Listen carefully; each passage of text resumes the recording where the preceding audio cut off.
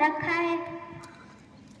अब तो लगता है कि हमारे बच्चों के लिए अच्छे स्कूल में पढ़ने का मौका ही नहीं है। क्या सोचती हो, जहाँ फीस ज्यादा है वहीं अच्छी पढ़ाई होती है? मुझे तो ऐसा ही लगता है। नहीं भाई नहीं, हर पीली चीज सोना नहीं होती। हर पीली चीज सोना नहीं होती।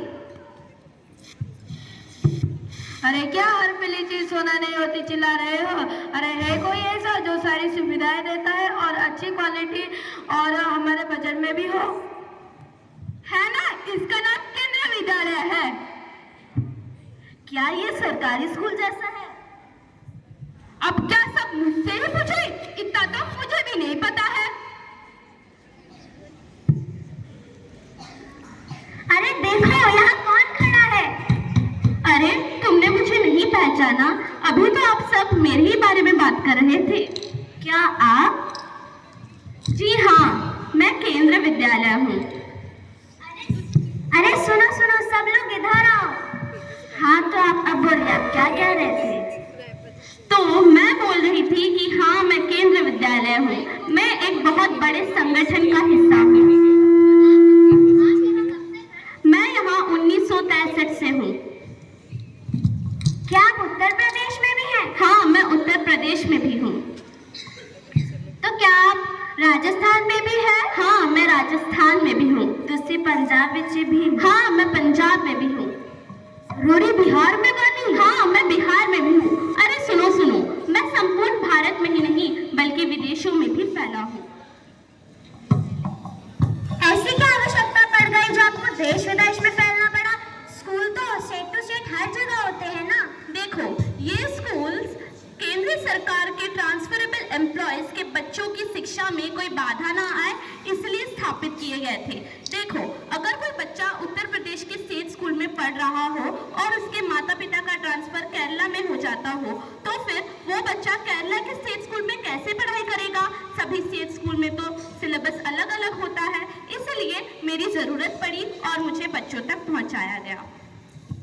परंतु केंद्र सरकार है, इसका मतलब यह है कि अलग अलग राज्यों के कर्मचारी होते होंगे और उनकी भाषा भी अलग अलग होता होगा, तो परेशानी नहीं होती? नहीं, परेशानी तो बिल्कुल नहीं होती, क्योंकि देश के सभी केंद्रीय विद्यालयों में बाइलैंग्वेज पढ़ाई होती है, सभी का यूनिफॉर्म सेम है और सभी का स्प्लिट अप सिलेबस भी सेम है।